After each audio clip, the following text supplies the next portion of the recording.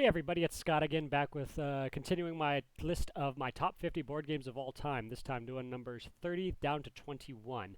This is actually take two because microphone wasn't plugged all the way in and I got no audio. So here, let's try this again. Hopefully I can remember everything I talked about last time without repeating myself a bunch of times or forgetting things. So we'll start right off going into number 30.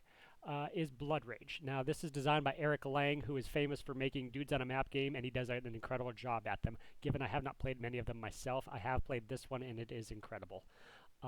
This one is themed around playing as a bunch of Vikings fighting over territories.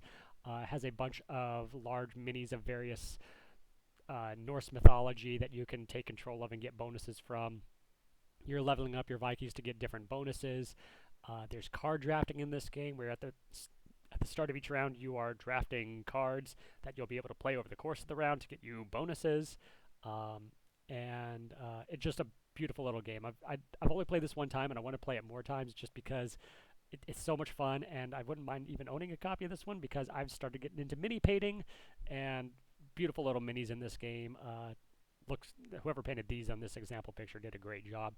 Um, but yeah, there's a lot of strategy in this game too, between trying to claim different territories, fighting the other Vikings. The cool part about this game is if you lose from another person attacking you, you still get points because if your Vikings die, they go to Valhalla, and you can get points for the more having more soldiers in Valhalla than other players. A whole bunch of different routes to victory in this game. I played this once years ago, and I'd love to play it again. It's a fun little one. In at number 29 is Santorini. This is kind of the opposite side of the spectrum from Blood Rage. In Santorini, this is an two-player abstract game. You can play it 3 or 4 player, but it's ideally a two-player abstract game where on your turn you move your dude and you build a piece of a tower. And the whole goal of the game is to move your person onto the top of a level 3 tower. And if you do that, you win. But you can get cut off because on their turn they can move their person and put this little blue cap on, which is the fourth layer of the tower, which means you cannot move onto that location. So it's this huge chess-like game where you're just maneuvering around each other, trying to position yourself to be able to get on top of that size 3 tower. So it's a really simple game that you can teach in 2 minutes. I've taught people. I think the youngest person I've taught this game to is probably 6 or 7. So anybody can really learn this game. Once you've played it a couple times, you can start incorporating these god cards, which at the start of the game you draw a god, and they give you a special power over the course of the game. Either a new win condition that only you can access, an additional ability that only you can do, such as moving both your people, or when you move after you move, you can build a second time. A whole bunch of different strategies you can take to try to help push yourself into victory. Really clever game. This was actually, I believe, designed something like 30 years ago, but the original did not have great quality components, did not look great, and was not overly popular because of it. They reprinted it something like 4 years ago, and it looks like this now, which is absolutely beautiful, has great table presence, great aesthetics, and so it's done very well since then. I do thoroughly enjoy it. This is kind of my go-to two-player game if I just got 5-10 minutes to kill. So in at number 28 is Small World. Now this actually used to be my number one board game of all time because this was the game that got me into the hobby. I used to be a Risk player quite a bit. I played a lot of Risk in undergrad, but I didn't want to have to play a game that took 4 to 5, maybe 6 hours, depending on how many people were playing, and got a little tired of that. This has less luck involved and a little more strategy. You're not rolling dice constantly in this one like you are in Risk. In this one, you are controlling various fantasy races. Each race has a special power, and then you also are matching it up with a little power tile, so you get any combination of power and race mixed together. There are 20 powers, 14 races, so that's 280 power combinations you can possibly get in the base game, plus all the expansions that are out there. There's a huge amount of replayability to this game. But yeah, you're just taking control of all these locations. The more locations you own, the more points you get. Depending on which race you're playing as, you'll get points for other things. So if you're playing as orcs, you get a point for everything you kill. So you kill somebody else's halfling, you get a point. If you control elves, they never fully die. Every time somebody kills one of yours, they'll get the point, but you don't lose that tile. It doesn't go back to the box. You get to keep it alive and put it back out on one of your other tiles. They're immortal in that way. If you play the humans, they get bonus points if they control farmland, so on and so forth. There's a bunch of different ways of scoring points. Everything works a little bit different. Really great intro level game. I've introduced a lot of people to the hobby using this game. And thoroughly enjoy it. It has dropped on my list a little ways, because there are a few minor flaws with it, but I still enjoy this game a lot. It's great. If and if depending, there are three different ways that you could also get introduced to this game as well. There's three different base games you can get. Currently two, but a third one's about to come out. The other one is Small World Underground. It's the exact same game, just with different races and powers and a slightly different board. Um, but it's still the same core game mechanics. They add one or two minor game mechanics that don't change the game by a whole lot. But again, if you want a slightly darker flavor to your base game of Small World, this is a good one to go with. If you're a fan of Blizzard and World of Warcraft, they have recently created the game, and I don't think it's out yet. I forget when the release date of this is, but they are creating Small World of Warcraft, which is just a great marriage of two IPs now at this point. I think this is a fun decision. I'm not a WoW player myself at all. I've never touched the game, but I think this is a great idea for incorporating the World of Warcraft IP into board gaming. It just makes perfect sense. So I'm kind of excited to see how this one's going to do. So if you're a fan of World of Warcraft, you might wait till this one comes out to be introduced to this game. Let's see, where was that? That was number 28. So we are on 27, which is Village. Now this is a little bit more of a complex game. It's still not heavy, but it's definitely not intro level either, I'd say. Village, I believe, won the Kennerspiel. I want to say 2012 it won the Kennerspiel, which is strategy game of the year. And in Village, it's a really clever game of action selection. So there are about 7 places where on your turn, all you have to do is pick one of those 7 action spaces and pick up a cube and add it to your supply. That's all you have to do on a turn. You can then choose to take the action, which usually you're going to do, but you don't always want to or need to. Take the action at that location. And so it could be anything from, if you're going to the craftsman's district, you can build yourself a wagon, train a horse or an ox. Purchase a horse or an ox. You can go into government. You can travel the world. You can enter seminary and become a leader in the church. Whole bunch of different ways you could go with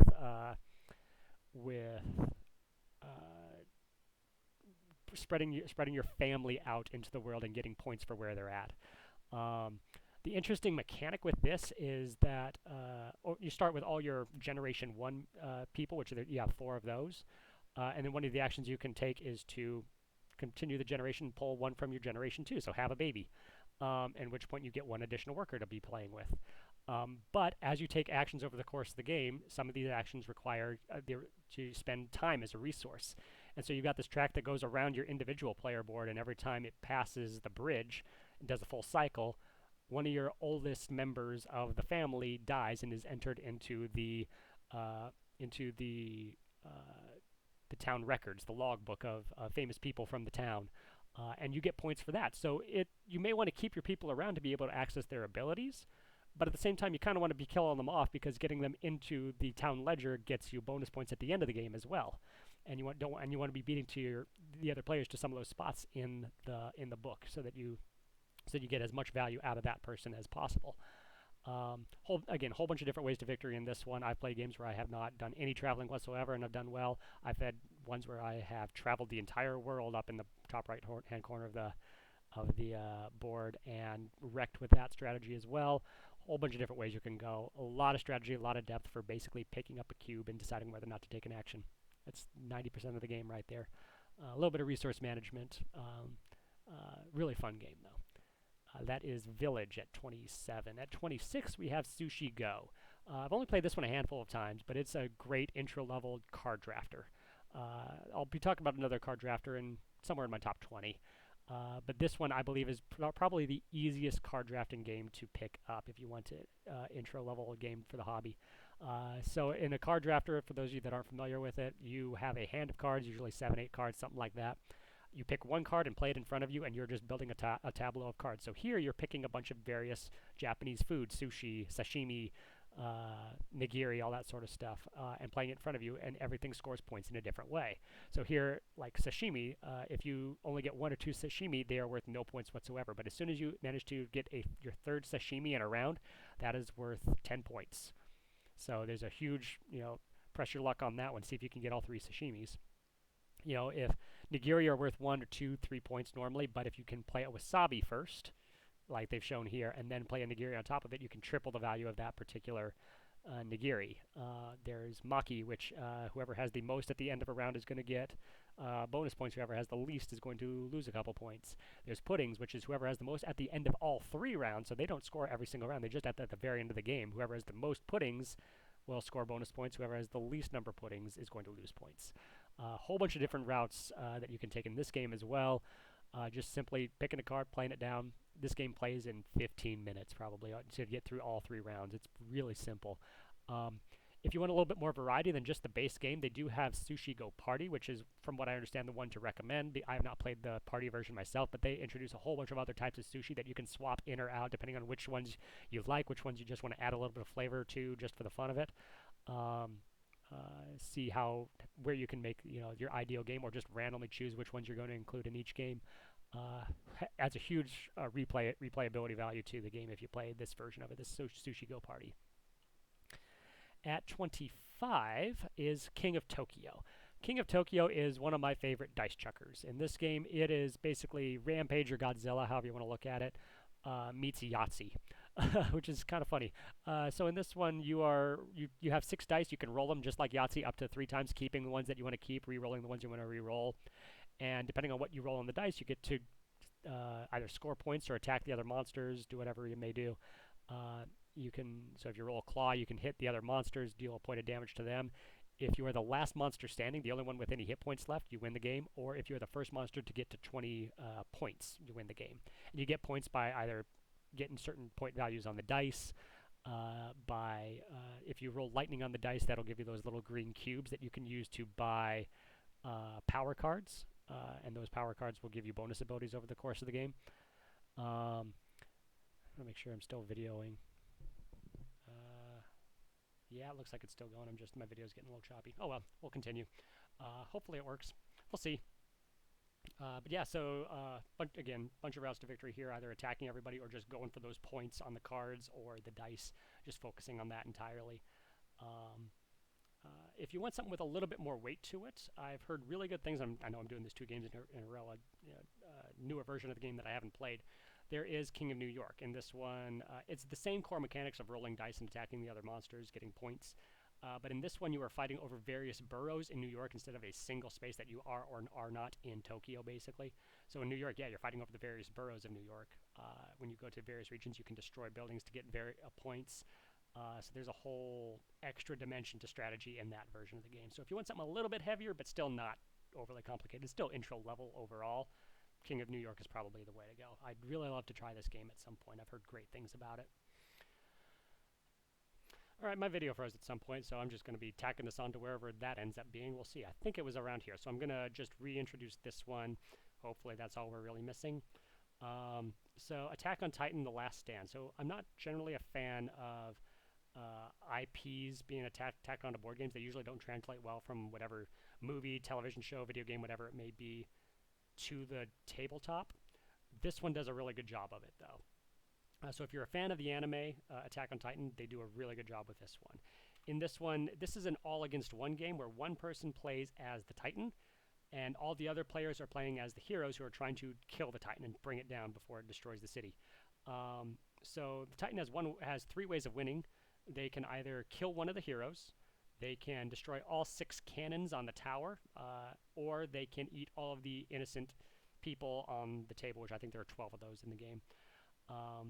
And the heroes win by dealing enough damage to the Titan to get it into the kill zone and completing a tactics card that will deliver the killing blow. And they do that by rolling dice, like in King of Tokyo, actually.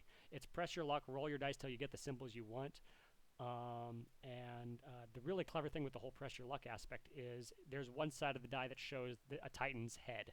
And if you ever roll that, you have to give that die to the player playing the Titan, and they can spend those dice to be able to execute extra bonus abilities. And so you're like, ooh, these aren't really what I want to roll, but I don't want to give the Titan player more power and to deal more damage to us.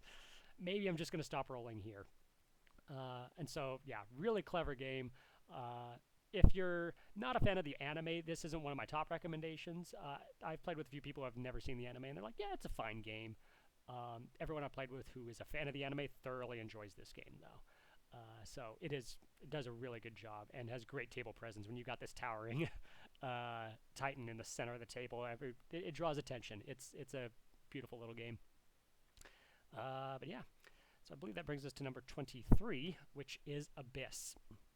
Now, Abyss is my favorite game as far as just art aesthetics. It is an absolutely beautiful game.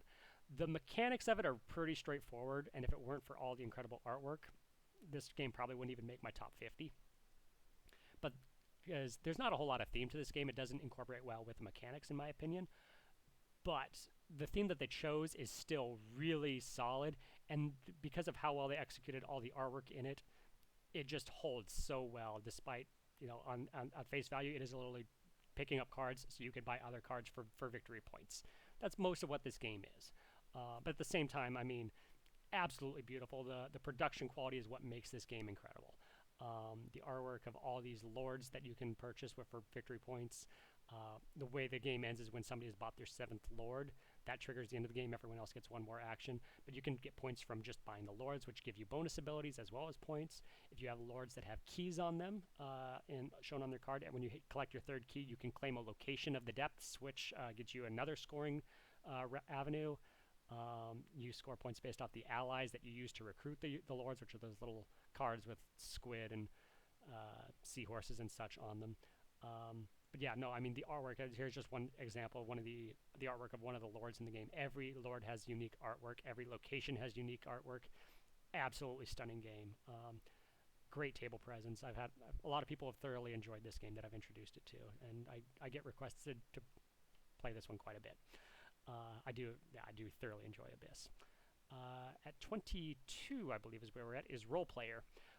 Roll Player is a dice drafting game, very similar to another game that came out around the same time actually called Sagrada. And Sagrada is the game I would actually recommend for most people to play because the theme is something that anybody can get into. I like Roll Player more because there's a few more mechanics going on, so it's a little more complex.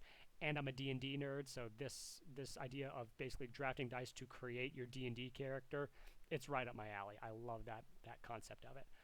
What makes the strategy of this one interesting is at the start of the game, you roll 3 dice, or if you have a 3-player game, as many dice as there are players in the game, +1 maybe. Yeah, I think it's +1. So in a 4-player game, you're rolling 5 dice, and order them from lowest to highest. And then each person takes turns picking one of those dice to add to their character. Now, when you do that, if you take a low-value die, that's not going to hurt your character stats a bit, so you're not going to get as many points. But you'll get first pick of the cards in the market, which you can buy equipment, you can buy traits, you can buy skills that are going to allow you to score points in other ways. So there may be something in there that's really good, a really good strategy to go for. Say set collection of red equipment cards, red armor cards. You can be pursuing that. You really want to buy that armor, that piece of armor. So maybe you'll take the sacrifice by picking up a lower value die. Whereas if you get a high value die, you're just going to get better stats, but you're taking the dregs of whatever's left over in the market. Whole bunch of avenues to victory in this game. At the same time, always a very tight game. Every time I played this game, the person who's won has only won by maybe 1 or 2 points. Final score is probably around 38 or so, 38 to 40. They only win by maybe 1 or 2 points, and the whole spread from first to last place is usually no more than maybe 6 points. So really tight game where every decision needs to be well thought out, but really clever game too, and a lot of replayability just because of the variety of cards that could come up and what order they're coming up. So yeah, that is number 22, Roll Player. And lastly for this video, in at number 21 is Castles of Burgundy by Stefan Feld. Now, I am not personally a huge Stefan Feld fan. Most of the games he designs, he has a bunch of mechanics that are all working kind of tangentially with each other. So it almost feels like you're playing 6 mini games instead of one solid, well put together game. This is the major exception, though. This is such a well streamlined, still complicated in the fact that there's so many avenues that you can take, so many decisions to make, despite the fact that over the course of the game, each round you are rolling 2 dice and buying tiles or placing tiles. That's 90% of the game is just either buying a tile or placing a tile, depending on what dice you rolled. And still, there is so much strategy in which tiles you're going to buy, because every tile gives you a very different bonus over the course of the game. you're buying boats, they allow you to get earlier in the turn order, so you can get initiative over the other players. If you're buying castles, those allow you to take an extra action as if you had a die value of any face. If you're buying the brown tiles, they can give you bonuses depending on which brown tile you're getting. They give you bonuses either free actions or that are usually specific, like you have to take a brown card from the central board. You have to play a blue or a green tile somewhere on your board, something like that. But it's a free action for doing each of these. Whole bunch of avenues to victory in this, but at the same time, kind of like the last game, really tight every time I played, despite the fact that this is a significantly higher scoring game. Usually a winning score is somewhere in the ballpark of 200 on this game, and I think the very first game I played, I think I lost this game by 1 point. Last time I played this was with my sister about a month ago, and she beat me by 13 points, but it was a single turn where if she beat me to it, she was going to get all those points and I was going to lose out, and she just barely snuck out getting that action on me. I mean, it's such a tight, well-designed game that I absolutely love this. And it's really ranked high on Board Game Geek as well. I believe overall the community has ranked this somewhere in the top 30 of all time. This might also match actually where I've got it ranked at number 20 of all time. One of the few that matches almost dead on, I think. But yeah, really good game, really clever. A little more complex, so maybe not the most intro-friendly, but for the right personality, the right person who wants to learn a heavy game right off the bat, this is a good one that I can recommend. So yeah, that is Castles of Burgundy at number 21, and I will be continuing next week to get into my top 20. From here on out, this is where it gets pretty clear-cut that these are the games that I like one more than the other. Everything that I've done so far, any one of these games could flex by, one by three, maybe three or at most maybe 5 positions. But here on out, yeah, my top 20, they're all pretty solid. This is the order in which I like them. So yeah, until next week, I will see you then to talk about my top 20. Have a good week, everyone.